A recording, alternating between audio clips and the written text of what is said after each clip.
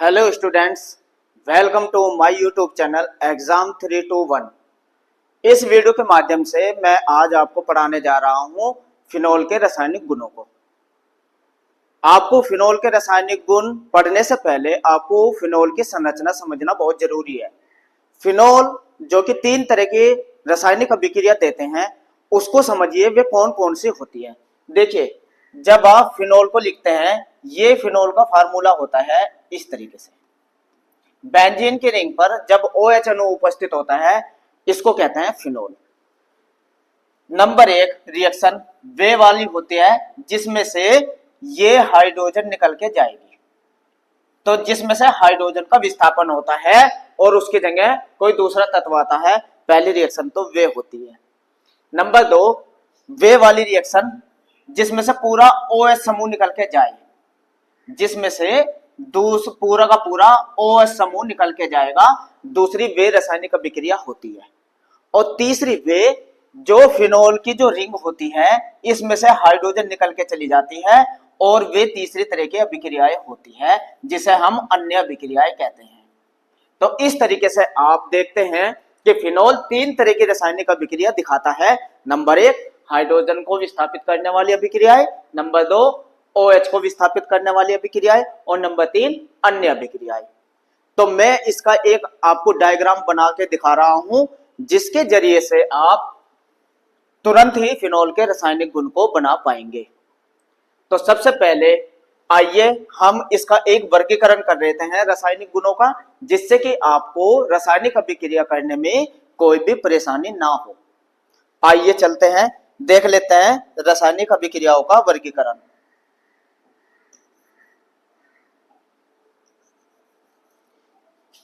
चलिए देख लेते हैं, रासायनिक अभिक्रियाओं का वर्गीकरण कर लेते हैं। सबसे पहले आप समझिए फिनोल के रासायनिक गुण का वर्गीकरण। फिनोल के रासायनिक गुण, तो देखिए आप समझिएगा 3 तरह की रासायनिक अभिक्रियाएं फिनोल दिखाता है। अब वे तीनों के तीनों आपको समझनी है। नंबर 1 अभिक्रियाएं जिनसे बेंजीन रिंग से OH समूह विस्थापित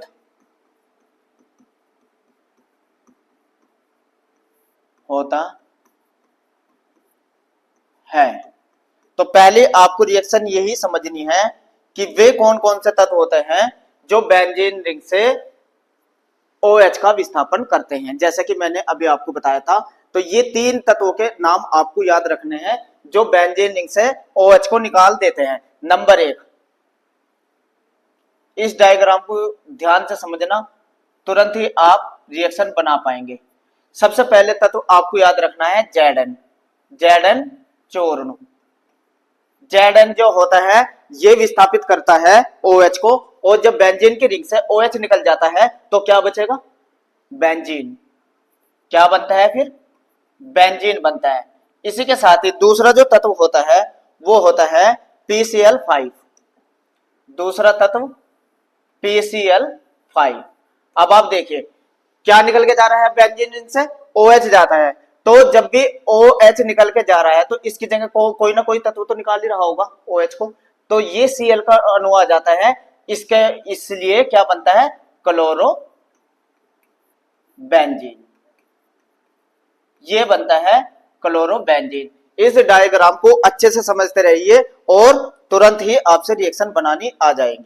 इसके बाद जो तीसरा तत्व होता है जो बेंजीन की रिंग में से OH को निकालता है, वो तीसरा तत्व होता है अमोनिया। अमोनिया का फार्मूला होता है NH3, यानी कि NH2 समूह आके जुड़ेगा जिससे कि एनिलीन प्राप्त होती है। एनिलीन, ये एनिलीन प्राप्त होती है। इस तरीके से आप देख रहे हैं कि अगर बेंजीन की अभिक्रिया इन तीनों तत्वों से कराते हैं किसी से भी तो OH समूह निकल के जाता है। इस डायग्राम को अच्छे से समझना और तुरंत ही ये डायग्राम जब बन जाएगा फिर इनकी रासायनिक अभिक्रियाएं भी हम करके देखेंगे। चलिए आइए अब दूसरे तत्व को देख लेते हैं जिनसे हाइड्रोजन निकल कर जाता है। आइए अब इनको देख लेते हैं। अभिक्रिया अभिक्रिया जिनसे बेंजीन रिंग से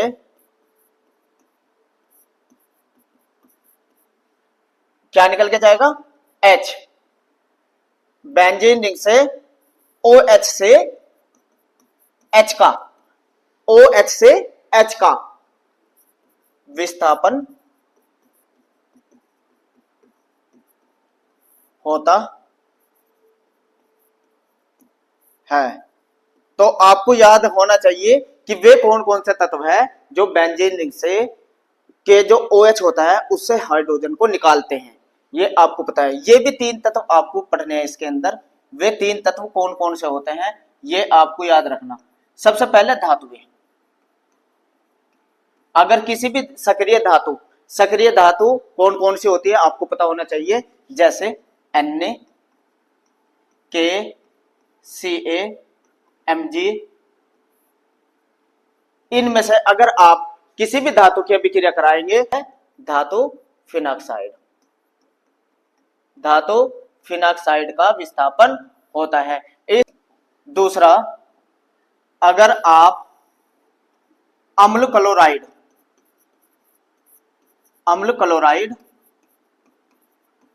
या अम्ल एनहाइड्राइड की अभिक्रिया कराते हैं। देखिए ये जो अम्ल क्लोराइड होता है या अम्ल एनहाइड्राइड होता है ये कार्बोक्सिलिक अम्ल और उसके व्युत्पन्न होते हैं। कार्बोक्सिलिक अम्ल और उसके व्युत्पन्न वाले तत्व होते हैं। अगर इनकी क्रिया आप अल्कोहल से कराते हैं फिनोल से कराते हैं तो फिनोल के ऊपर OH में से हाइड्रोजन निकल के जाती है और एस्टर प्राप्त होता है। क्या बन जाता है? एस्टर बन जाता है। तीसरे नंबर की क्रिया इसमें फिनोल की अगर आप क्रिया करा दें मैथिल एल्कोहल एनिसोल प्राप्त होता है।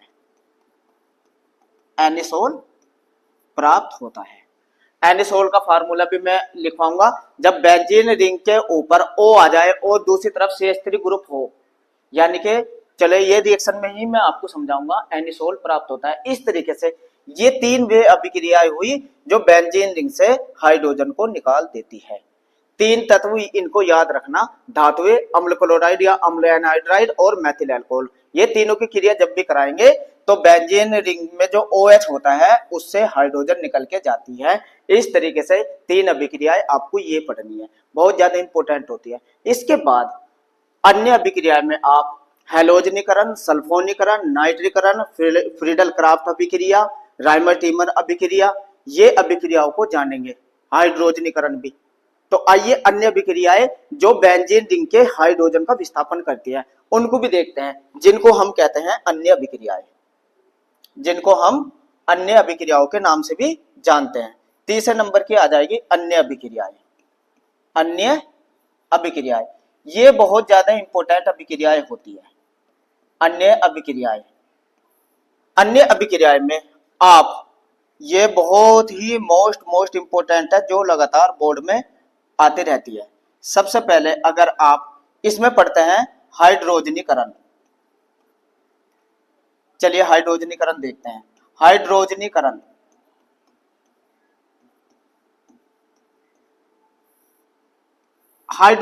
का मतलब है कि अगर बेंजीन रिंग से H2 और ZNI, देखिए हाइड्रोजनीकरण होता है H2 और ZN की उपस्थिति में।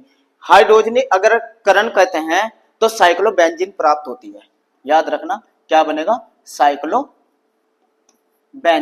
ये भी आपको याद होना चाहिए बनता क्या है, क्योंकि जब तक आपको ये तत्व नहीं पता रहेंगे कि बनता क्या है आपसे रिएक्शन नहीं बनानी आएगी। इनके फार्मूले मैं रासायनिक अभिक्रियाओं में ही आपको बताता चलूंगा और फिर एक कॉपी बना लेना, उन पे इनके फार्मूले लिख लेना और फिर उन फार्मूले को याद करके रिएक्शन बहुत ही इजी से आपको बन जाएगी। बस आपको ये डायग्राम याद रखना है। इसके बाद आप देखते हैं हैलोजनीकरण। हाइड्रोजनीकरण के बाद आप देखेंगे हैलोजनीकरण। हैलोजनीकरण, हैलोजनीकरण में आप पढ़ेंगे हैलोजन की अभिक्रियाएं। फिनोल पर हैलोजन की अभिक्रिया, हैलोजन जिसको हम X कहते हैं, इसकी जगह हम Br या आयोडीन या फ्लोरीन का इस्तेमाल करते हैं। अगर मैं यहाँ ब्रोमीन का इस्तेमाल करूं तो आप ब्रोमीनीकरण बोलेंगे फिर इसको, और ये दो तरह की अभिक्रिया दिखाता है। अगर ब्रोमीन की क्रिया करा देते हैं CH2 यानी कि sulphur di carbon disulphide की उपस्थिति में करा देते हैं, तो ऑर्थो और पैरा पोजीशन पर, याद रखना, ऑर्थो और पैरा पोजीशन पर हैलोजन आके जुड़ती है। कौन कौन सी पोजीशन पर? ऑर्थो और पैरा पोजीशन पर। ऑर्थो और पैरा पोजीशन समझिए आप, ये अगर बेंजीन की रिंग है, बेंजीन की रिंग, और यहां कोई समूह जुड़ा हुआ है, कोई भी Br कुछ भी, तो ये वाली पोजीशन ऑर्थो होती है, जो मेटा होती है, और ये पैरा होती है। तो मेटा पोजीशन वाली अभिक्रियाएं फिनोल नहीं देता, हमेशा याद रखना। मेटा पोजीशन की अभिक्रियाएं फिनोल नहीं देता। इसका कारण भी मैं आपको बताऊंगा, अनुनाद संरचना के कारण ऐसा होता है। यहाँ घनत्व अधिक होता है ऑर्थो और पैरा पोजीशन पे, इसलिए फिनोल की जितनी भी अभिक्रिया होती है वो ऑर्थो और पैरा पोजीशन पे होती है, ना कि मेटा पोजीशन पे। ये बात आप याद रखना। तो कौन से पोजीशन पे आएगी? ऑर्थो और पैरा पोजीशन पे। और अगर ठंडे ब्रोमीन जल से, ब्रोमीन जल से अगर क्रिया कराते हैं, ब्रोमीन जल से, अब के जल ले लिया ब्रोमीन, तो याद रखना, ये भी आप समझ लीजिए एक बार, ये भी आप समझ लीजिए जो मैं आपको बताने जा रहा हूं, ये भी बहुत इंपॉर्टेंट है।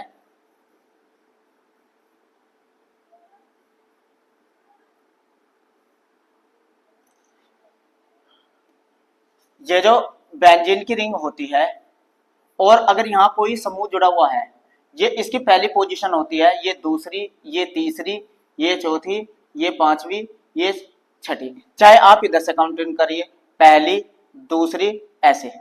तो इसमें जो ठंडे ब्रोमीन जल से जब अभिक्रिया होती है 2, 4, 6, कौन कौन से नंबर पर ब्रोमीन आती है?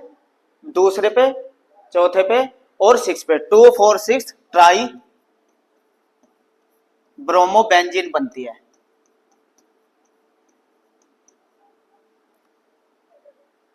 Two four six type bromophenol, ये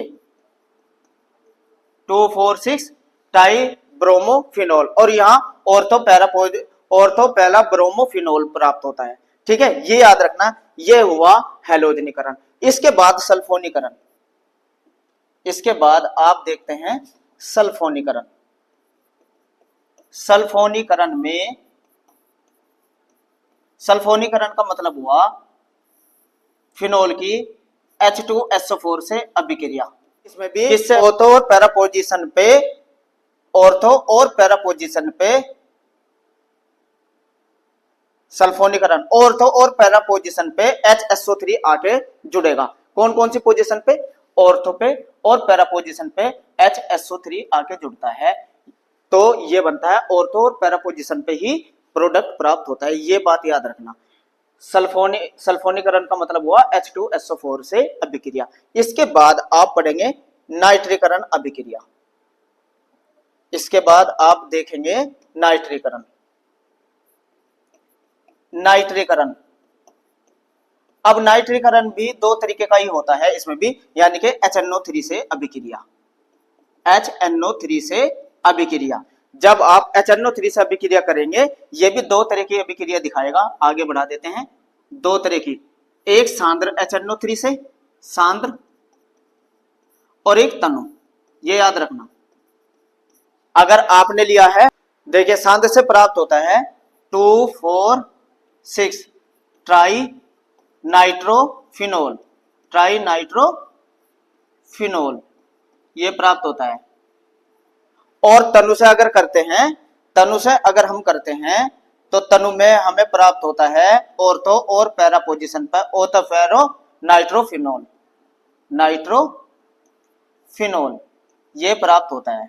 अब ये डायग्राम यहाँ नहीं आएगा, इसको आप एक बार इतना ही समझिए। हाँ, एक अभिक्रिया और आ जाएगी नहीं, इसको देखिए। इसके बाद जो बहुत मोस्ट इंपोर्टेंट अभिक्रिया होती है वो होती है फ्रीडल क्राफ्ट अभिक्रिया।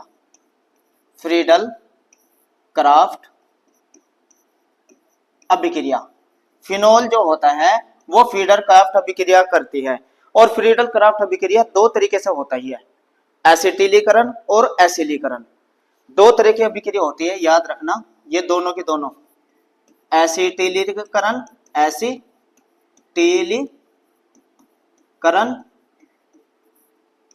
और एसिटिलीकरण, एसिलीकरण।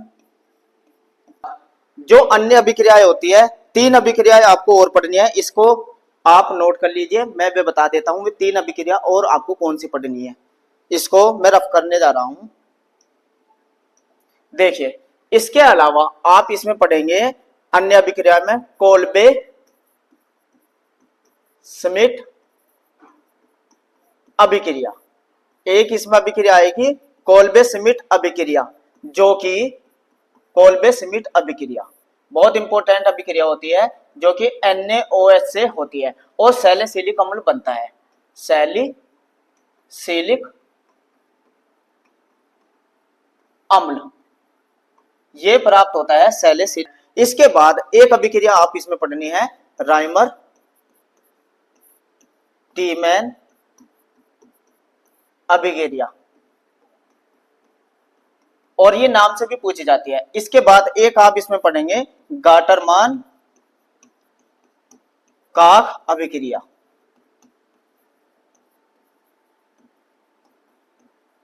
ये तीन अभिक्रियाएं और पढ़ेंगे फिनोल की, जो कि बहुत ही ज्यादा इंपॉर्टेंट अभिक्रिया होती है। इसमें सैलिसिलिक एल्डिहाइड बनता है, सैलिसिलिक एल्डिहाइड। ये तत्वों के नाम आपको पता है। सैलिसिलिक अम्ल क्या होता है, जब बेंजीन की रिंग पर एक तरफ COOH समूह आता है और एक तरफ OH समूह, तो ये होता है सैलिसिलिक अम्ल। और अगर बेंजीन की रिंग पर एक तरफ CHO समूह हो और एक तरफ OH समूह हो, जब इसे कहते हैं सैलिसिलिक एल्डिहाइड। इस तरीके से फिनोल की आप ये सारी अभिक्रिया आप पढ़ेंगे रासायनिक गुण में। तो इनको रासायनिक गुण में मैं वहां समझाऊंगा, आप नोट कर लेना। ये अभिक्रियाएं आप फिनोल की पढ़ेंगे। तो मिलता है मेरी नेक्स्ट वीडियो में, तब तक के लिए थैंक्स।